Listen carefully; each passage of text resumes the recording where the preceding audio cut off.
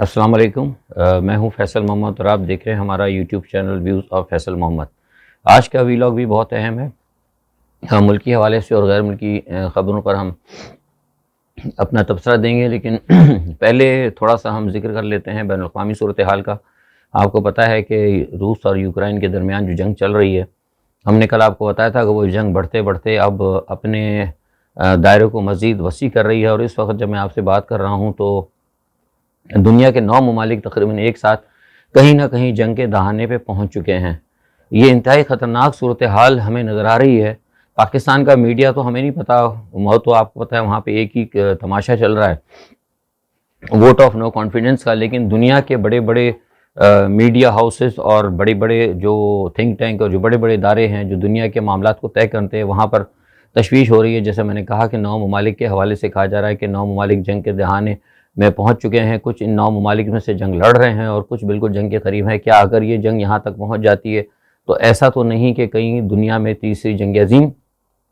शुरू हो जाए। कुछ लोग हैं जो चाहते हैं कि जंग अजीम शुरू हो। हम बता चुके हैं आपको इस हवाले से पिछले भी कि कुछ लोग चाहते हैं कि तीसरी जंग अजीम हो, ताकि दुनिया के अंदर जो न्यू वर्ल्ड ऑर्डर इन्होंने लाना है उसके ऊपर अमल दरामद हो। इस हवाले से बहुत कुछ होता रहा है पहले भी। ये जो वैक्सीन वगैरह का मामला है और जो वायरस वगैरह लाए गए हैं, और अब जिस तरह आस्ते आस्ते बिटकॉइन और करेंसी को ख़त्म करने की कोशिश की जा रही है, सारी चीज़ें मैं आपको बता चुका हूँ। तो ये सारी चीज़ें इस तरह नहीं होनी कि अचानक ही किसी ने कोई ऑर्डर कर देना है और आपके बैंकों में पैसे ख़त्म हो जाएं या आपको खुराक की मसले पैदा हों। ये चीज़ें जंगों के ज़रिए की जाएंगी, जंगों के ज़रिए पाबंदियाँ लगाई जाएंगी। जो मैं आपको बता रहा हूँ, ये पाइपलाइन के अंदर ये चीज़ें हैं। जंगें होंगी, जंगों के ज़रिए जो है कई मुल्कों पर पाबंदी लगेगी, कई मुल्कों के बैंक बंद होंगे, कई मुल्कों की करेंसियों को मनसूख किया जाएगा, कई मुल्कों से एटीएम उठाए जाएंगे, कई मुल्कों से खुराक का मसला पैदा किया जाएगा। ये सारी मामला जो है ना, ये उसी तरफ आस्ते आस्ते आपको जाते नजर आएंगे। लेकिन इस वक्त जो सूरत हाल बन रही है, ये सारा मामला उसी तरफ जा रहा है। आज जब मैं आपसे बात कर रहा हूँ तो ये मामला आपको पता है कि कल जो कुछ ईरान में हुआ, ईरान ने मिज़ाइल दागे, आपको कल उसकी हम डिटेल बताई। वो मिज़ाइल वहाँ पे जाके गिरे। हमने कल आपको बता दिया था कि हमारे पास मुसद्दक़ इत्तलात नहीं है, लेकिन अब ये कन्फर्म हो चुका है सिफारती ज़राए से कि वहाँ पे 3 इसराइली जो हैं मारे गए हैं। और अमेरिका ने फ़िलहाल जो है इस पर खामोशी इख्तियार की है, लेकिन उन्होंने कहा है कि वक्त के ऊपर हम जवाब ज़रूर देंगे। लेकिन जैसा मैंने आपको कल भी बताया था कि ये जो ईरान के ऊपर मसला हुआ है, ये ठीक है, गो कि उन्होंने कासिम सलमानी के बदले की बात की है, लेकिन टाइमिंग जो है इसकी बहुत अहम है। और मैंने आपको कल बता दिया था, इस बात की भी अब कन्फर्मेशन हो चुकी है कि ये मामला जो है ईरान और रूस के दरमियान एक मफाहमत पर हुआ था। यही वजह है कि आज सुबह बाइडन ने ईरान को तनबीह की है कि अगर ईरान ने रूस का साथ देने की कोशिश की तो बराह रास्त ईरान के ऊपर हमले किए जाएंगे। ये सारे मामला जो हैं ये इंतहाई ख़तरनाक सूरत हाल पैदा कर रहे हैं। और अब जो मैं आपसे बात कर रहा हूँ वो एग्जैक्टली यही है कि नेटो इस वक्त जो है पूरे जंग के मूड में है, और नेटो की अब कोशिश है कि इस जंग को मज़ीद फैलाया जाए। दुनिया में आप सुन रहे होंगे, पाकिस्तान के टेलीविज़न में, ख़बरों में भी आप सुन रहे होंगे कि जंग बंदी की कोशिश की जा रही है, लेकिन ऐसा बिल्कुल नहीं है। जो सफारती ऐवान है और जो सफारती ऐवानों जो है यहाँ पे जो मामलात हैं वो हमें बता रहे हैं, और उनसे जो हम देख रहे हैं, उनको मॉनिटर कर रहे हैं, उससे पता ये लग रहा है कि नेटो और अमेरिका जंग को ख़त्म नहीं करना चाह रहा, बल्कि जंग को बढ़ा रहे हैं। आपको मालूम होना चाहिए कि इस वक्त जर्मनी ने, जिस वक्त मैं आज आपसे बात कर रहा हूँ तो मेरी बात करने से 2 घंटे कबल जर्मनी की कैबिनेट ने मंजूरी दी है अमेरिका से बड़े पैमाने के ऊपर हथियार ख़रीदने के लिए। न सिर्फ जर्मनी बल्कि यूरोप ने भी पूरे डिफेंस बजट के अंदर 2 से लेकर 3% तक इजाफा कर दिया है। तो ये जाहिर सी बात है कि जब ये 2 और 3% पूरा यूरोप अगर ये कर रहा है तो उसकी वजह क्या है? इसकी वजह यह है कि अमेरिका और नेटो यूरोप को खौफ में, जंग के खौफ में मुब्तला करके अपना असलहा बेच रहे हैं। आज पोजीशन ये है कि अमेरिका के 10 बड़े क्या कहते हैं वो इदारे हैं असलहा बेचने वाले, वो सब के सब उनके शेयर्स जो हैं ऊपर जा चुके हैं। और अमेरिका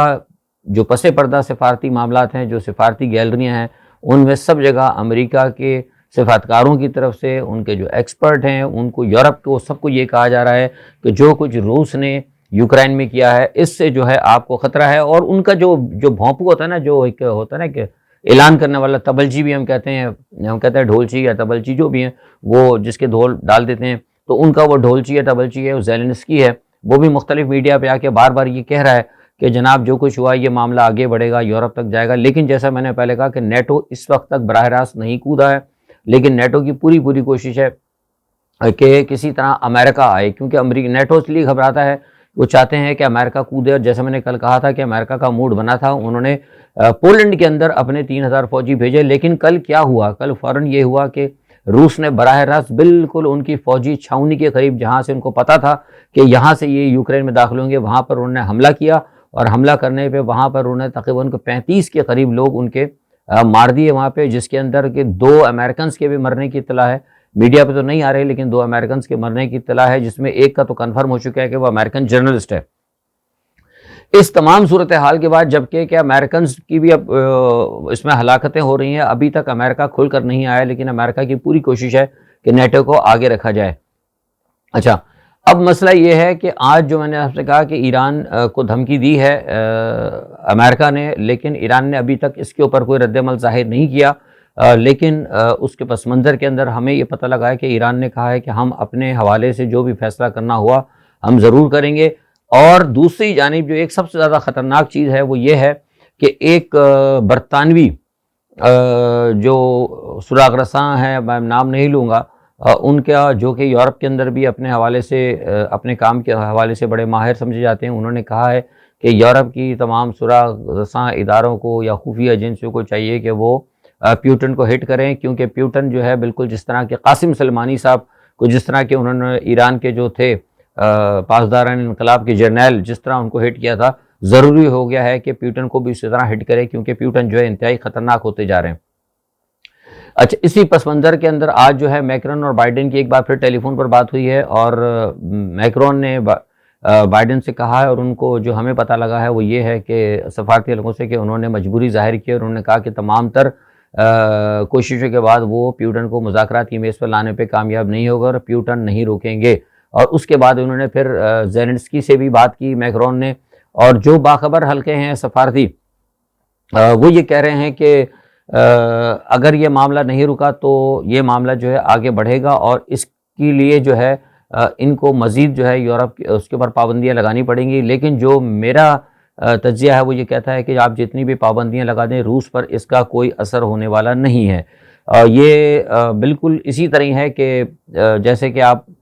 کہتے ہیں نا کسی کو کہ سامنے آؤ تو میں دیکھوں گا، سامنے آؤ، تو وہ تو بہت سامنے آ چکا ہے، اور جس طریقے سے روس بڑھ رہا ہے، میں نے آپ کو بتایا تھا کہ روس اس وقت بڑی تیزی سے پوری کوشش کر رہا ہے، اور میں جب آپ سے بات کر رہا ہوں تو اس وقت جنگ کی صورتحال یہ ہے کہ روس نے چاروں طرف سے گھیرا ہوا ہے، لیکن آپ کو میں نے بتایا تھا کہ محاصرہ اندر سے شہر کا یوکرین نے کیا ہوا ہے، تو اب یوکرین کو پیچھے ہٹنا پڑ رہا ہے، اور یوکرین جو ہے پوری فوجی قوت سے اس وقت روس کو جواب دینے کی کوشش کر رہا ہے۔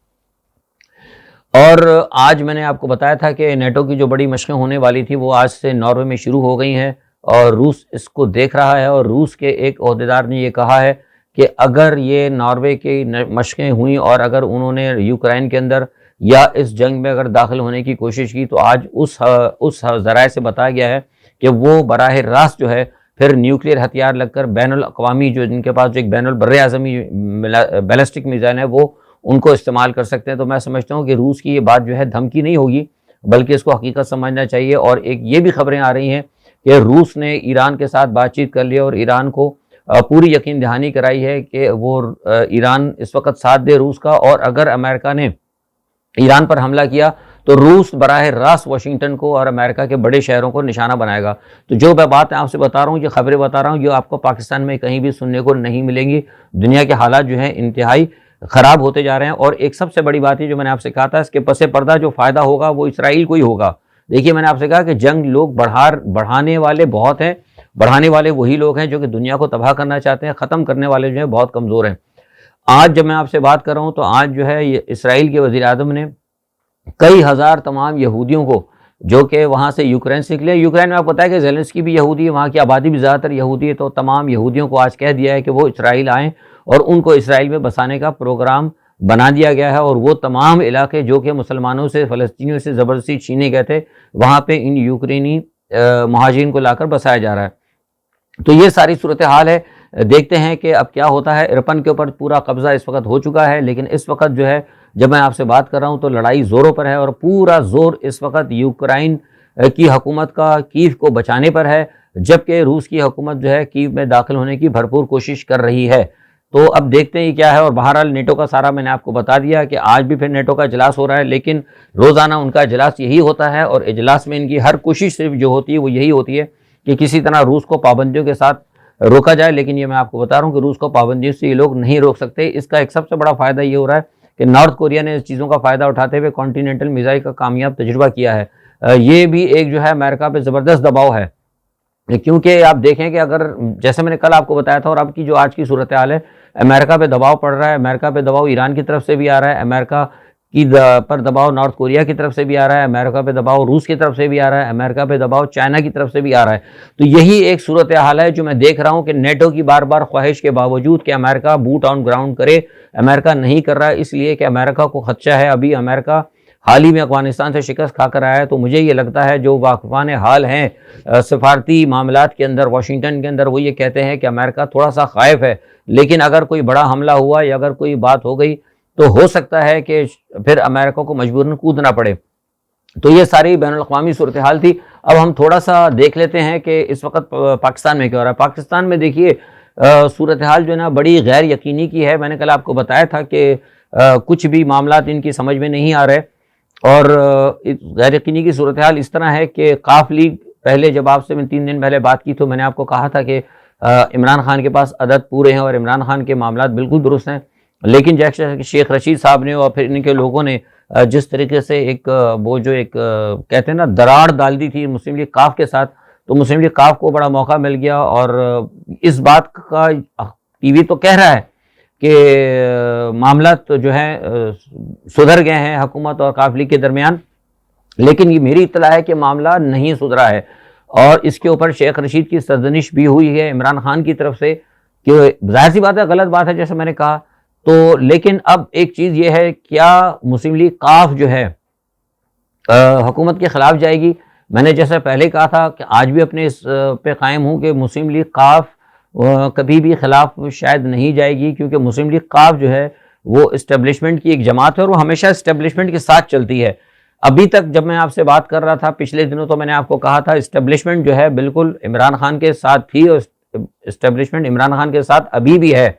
لیکن اس طرح نہیں ہے جس طرح پہلے تھی، کیونکہ اسٹیبلشمنٹ تھوڑی سی نیوٹرل بھی ہے، کیونکہ اسے اپنی غیر جانبداری بھی ظاہر کرنی ہے۔ لیکن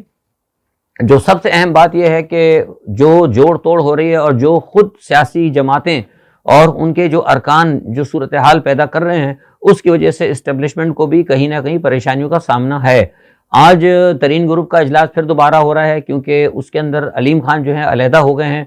ہم نے آپ کو بتایا تھا کہ علیم خان اور ترین خان کے معاملات طے پا چکے تھے، دوستیاں بھی ہو چکی تھیں، لیکن یہ برطانیہ گئے، برطانیہ جانے کے بعد وہاں سے کچھ معاملات ایسے ہوئے جس کی وجہ سے علیم خان دور ہو گیا۔ اب ہم یہ آپ کو بتا دیتے ہیں کہ اس کی وجوہات کیا ہے، یہ آپ کو کہیں سے نہیں پتہ لگے گا، یہ سرٹیفائیڈ ہم آپ کو جو معلومات دیتے ہیں، ہماری جو خبریں ہوتی ہیں الحمدللہ بالکل درست ہوتی ہیں، کچھ دن بعد آپ کو پتہ لگے گا۔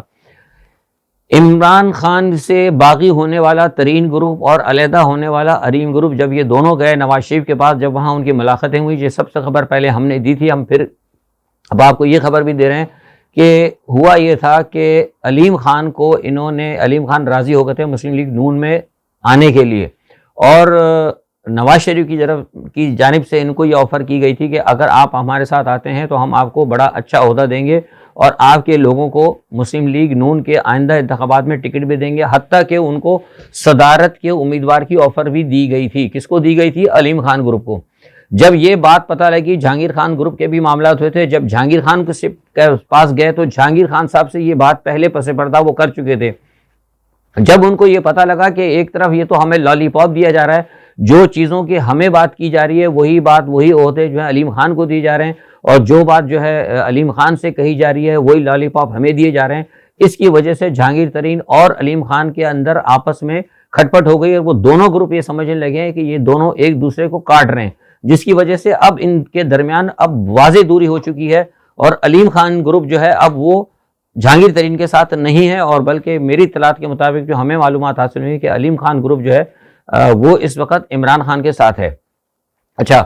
اب یہ تمام صورتحال ہے، اس کے اندر جو میں نے آپ کو بتایا تھا مسلم لیگ قاف کے حوالے سے کہ مسلم لیگ قاف کا جو ہے ہمیشہ وزن جو ہے وہ اسٹیبلشمنٹ کے ساتھ ہوتا ہے، لیکن جیسے میں نے آپ کو پہلے کہا تھا کوئی اس بات ماننے کو تیار نہیں تھا، اس چیز کو تسلیم کرنے کے لیے تیار نہیں تھا۔ ہم نے 1 مہینے پہلے بتا دیا تھا کہ پاکستان کی سیاست کے اندر اور عمران خان کے معاملے کے اندر انٹرنیشنل پلیئر کودے ہوئے ہیں، لیکن اب آج تقریباً 1 مہینے کے اندر ہر شخص اس بات کو ماننے کے لیے تیار ہو گیا کہ عمران خان کو ہٹانے کے لیے انٹرنیشنل پلیئر جو ہیں ایکٹیو ہیں، اور ساتھ میں یہ بھی کہا گیا عمران خان صاحب نے کہا۔ لیکن ہم نے آپ کو یہ بات بتائی تھی، اور آج پھر ہم دوبارہ اس چیز کو کنفرم کر رہے ہیں کہ ایک نئی بات یہ ہے کہ کچھ انٹرنیشنل پلیئر جو ہیں وہ عمران خان کو رکھنے کے لیے بھی متحرک ہو گئے۔ میں اس میں آپ کو بتا دیتا ہوں کہ جو لوگ اس وقت عمران خان اور موجودہ حکومت کو کنٹینیو کرنا چاہتے ہیں، اس میں چین، اس کے اندر ترکی، اس میں روس، اس میں ایران، اس میں شمالی کوریا۔ حالانکہ آپ کو شمالی کوریا ہماری خبروں میں کہیں بھی نظر نہیں آتا، لیکن دور کہیں جو سفارتکار کے جو تانے بانے ہیں وہاں سے ہمیں پتہ لگا کہ پاکستان کی جو موجودہ صورتحال اس وقت چل رہی ہے روس اور امریکہ کے حوالے سے، پاکستان کی موجودہ سیٹ اپ کو برقرار رکھنے میں شمالی کوریا بھی حامی ہے۔ اب پتہ نہیں اس میں ہماری وزارت خارجہ اس چیز سے کہاں تک فائدہ اٹھاتی ہے، نہیں اٹھاتی، میرے علم میں نہیں ہے، لیکن یہ میرے اپنے ذرائع ہیں جو اس بات کی تصدیق کرتے ہیں کہ تمام ممالک جو ہیں عمران خان اور پاکستان کی موجودہ سیٹ اپ کو رکھنا چاہتے ہیں، اور وہ اس سیٹ اپ کو ڈسٹرب نہیں کرنا چاہتے۔ یہی وجہ ہے کہ چین کے کچھ جو ہائی کمیشن کے کچھ ارکان ہیں، انہوں نے چودھری شہاب حسین صاحب کو کہتے ہیں خیر سگالی کا پیغام بھی دیا، اور ان کو کہا ہے کہ آپ کوشش یہ کریں کہ اپنا، آپ سینئر سیاستدان ہیں، آپ پاکستان کے اندر کوشش کریں کہ صورتحال جو غیر مستحکم نہ ہو۔ یعنی دوسرے الفاظ میں انہوں نے ڈرتے ڈرتے یہ یا کہہ دیا ہے، ایک پیغام دے دیا ہے کہ آپ عمران خان کو غیر مستحکم کرنے کی کوشش نہ کریں۔ اسی طرح علیم خان کے بارے میں نے بتایا ہے۔ تو یہ صورتحال اس وقت چل رہی ہے۔ آج سے 4 دن پہلے جو صورتحال تھی وہ صورتحال بڑی مختلف ہے، اور انتہائی غیر یقینی کی وجہ سے ہی معاملات جو ہے اب وہ جو تحریک عدم اعتماد ہے وہ 28 مارچ پر لے جانے کا فیصلہ ہے۔ اس کی وجہ یہ ہے کہ حالات، جس سے میں نے کہا کہ اسلام آباد کے اندر لوگ جمع کیے جا رہے ہیں حکومت کی طرف سے بھی اور اپوزیشن کی طرف سے بھی، تو خدشہ یہ پیدا ہو گیا تھا کہ ایسا نہ ہو کہ کہیں حالات خراب ہو جائیں، اور وہ جو عنقریب، جیسا کہ ظاہر سی بات ہے اگر حالات خراب ہوتے ہیں، اگر کوئی اسلام آباد میں لا اینڈ آرڈر کا مسئلہ ہوتا ہے تو فوراً ہی آپ کا وہ آ جائے گا OIC کا اجلاس۔ تو بہتر فیصلہ یہ کیا گیا کہ پہلے اطمینان کے ساتھ OIC کے اجلاس کو کر لیا جائے، اس کے بعد جو بھی ڈانٹ سوٹے چلانے ہیں، وہ میں نے اب دیسی زبان استعمال کی ہے، تو وہ اس کے بعد ہو، تاکہ اگر وہ معاملہ جو ہے ڈنڈے سوٹے کا اگر لمبا ہو تو اس کے اندر پھر کسی کو تکلیف نہ ہو اس معاملے کو کور کرنے کے اندر، مطلب ایسا نہ ہو کہ ٹائم بالکل شارٹ ہو جائے اور سر کے اوپر OIC کا اجلاس کھڑا ہو جائے۔ تو لہٰذا فیصلہ یہ کیا گیا ہے کہ OIC کا اجلاس جو ہے کرنے کے بعد جو ہے 28 تاریخ کو کیا کہتے ہیں کہ وہ ووٹ آف نو کانفیڈنس کی تحریک ہوگی، اور 27 تاریخ کو عمران خان صاحب جو ہے اپنا پاور شو کریں گے۔ اچھا، ایک تو چیز ہو گئی۔ دوسری ایک چیز یہ ہے کہ ایک طرف یہ بھی کوشش، جیسے میں نے کہا نا کہ انسرٹن ہے پوزیشن، اور کوشش یہ بھی کی جا رہی ہے کہ کوئی طریقہ کار کو تبدیل کیا جائے۔ صادق سنجرانی صاحب کوشش کی، جو ایک صادق سنجرانی صاحب کی کوشش تھی جو سینٹ کے حوالے سے انہوں نے ایک رولنگ دی تھی روکنے کے لیے، اس کو بھی روکنے کی کہیں کوشش کی جا رہی ہے، اور سوچا جا رہا ہے کہ جس طرح صادق سنجرانی نے سینٹ کے الیکشن کے اندر جو ایک رولنگ دی تھی اور سارے معاملات کو روکنے کی کوشش کی تھی کہ کیا اسپیکر جو ہے موجودہ قومی اسمبلی کے، کیا اس کو وہ اڈاپٹ کر سکتے ہیں، اس پر بھی بات چیت چل رہی ہے۔ لیکن ساتھ میں ایک بات یہ بھی ہے کہ کچھ جو ایکسپرٹ ہیں، جو قانون کے اور کانسٹیٹیوشن کے جو ایکسپرٹ ہیں، انہوں نے آ کے اسپیکر کو بتایا بھی ہے کہ وہ کہاں کہاں تک، کیسے کیسے، کس حد تک اپنے اختیارات کو استعمال کر سکتے ہیں۔ تو یہ جو آپ کو میں صورتحال بتا رہا ہوں نا، اس وقت جب تک آج میں آپ سے بات کر رہا ہوں تو صورتحال ایسی ہے کہ کسی وقت کچھ بھی ہو سکتا ہے، ابھی کچھ نہیں کہہ سکتے۔ جو یعنی آج سے 3 دن پہلے جو پوزیشن تھی، حکومت کی پوزیشن بہت مضبوط تھی، لیکن اس وقت جب میں آپ سے بات کر رہا ہوں تو حکومت کی پوزیشن تھوڑی سی لرزاں ہے۔ لیکن جیسا کہ میں نے کہا کہ اب دوبارہ انٹرنیشنل پلیئر جو ہیں، جو پرو گورنمنٹ اور پرو عمران خان ہے، وہ انٹر ہو گئے، تو مجھے لگتا ہے کہ شاید اس کی وجہ سے عمران خان کی پوزیشن دوبارہ اسٹیبل ہونے لگے۔ دوسری جانب یہ تمام چیزیں اپوزیشن بھی دیکھ رہی ہے، اپوزیشن میں بھی وہاں اپنے بندے جمع کرنے کی کوشش کر دی ہے، لیکن ہم نے آپ کو پہلے بھی بتایا تھا کہ اپوزیشن نے اندر خانے یہ پلان بنایا ہوا ہے کہ اگر عمران خان کی تحریک عدم اعتماد اگر ووٹ آف نو کانفیڈنس میں کامیاب ہو جاتے تو وہ اس کو تسلیم نہیں کریں گے، اور اس کے اوپر وہ ہنگامہ آرائی کریں گے، کیونکہ اس ہنگامہ آرائی کی وجہ میں آپ کو پہلے بتا چکا ہوں کہ اس میں فورن پلیئر ہیں، اور وہ پلیئرز ہیں جو کہ پاکستان کو غیر مستحکم کرنا چاہتے ہیں اور پاکستان کی صورتحال کو خراب کرنا چاہتے ہیں۔ تو یہ ہے، دیکھیں ایک بات، اور آخر میں ایک چیز یہ بھی ہمارے گوشے گزار ہمیں اسلام آباد سے پتہ لگی کہ کوشش یہ بھی کی جا سکتی ہے کہ ایک ایک آدمی کو، جس طرح کے ووٹ آف نو کانفیڈنس کے اوپر ظاہر ہے ووٹنگ ہوگی، لوگ ووٹ ڈالیں گے، تو کوشش یہ بھی کی جا رہی ہے کہ ایسا کر لیں کہ جو اتحادوں کی شکل کے اندر مثال طور پر جو MQM ہے یا باب ہے، ان میں سے کسی کو اعلان کرا دیا جائے کہ وہ آ کے اچانک پریس کانفرنس کر دیں اور آ کر یہ کہہ دیں کہ جناب ہم نے اپنی حمایت عمران خان سے واپس لے لیے اور اب ہم جا کر اپوزیشن کے اندر بیٹھیں گے۔ جب اگر وہ یہ اعلان کر دیتے ہیں تو پھر دوبارہ یہ کہا جائے گا عمران خان صاحب کہ آپ دوبارہ اعتماد کا ووٹ لیں۔ یہ ہوتا ہے نا کہ ایک اعتماد کا ووٹ لیا جاتا ہے وزیر اعظم سے کہ بھائی آپ کے اوپر ایوان کو اعتماد ہے کہ نہیں۔ تو اس صورتحال پر بھی بات چیت ہو رہی ہے، یعنی پس پردہ جب میں آپ سے بات کر رہا ہوں تو بہت سارے ABC یعنی سارے پلان جو ہیں اپوزیشن بھی کر رہی ہے اور سارے پلان جو ہے حکومت بھی کر رہی ہے۔ دیکھنا یہ ہے کہ ان کے تمام پلان جو ہیں کس کے کہاں تک کامیاب ہوتے ہیں۔ یہ اصل صورتحال آپ کو صحیح معنی میں دیکھا جائے گا تو 28 تاریخ کو پتہ لگے گا۔ آج تک کے لیے اتنا ہی، کل نئی خبروں کے ساتھ دوبارہ اپنے تجزیے پر حاضر ہوں گے، تب تک اپنا بہت خیال رکھیے گا۔ اللہ حافظ۔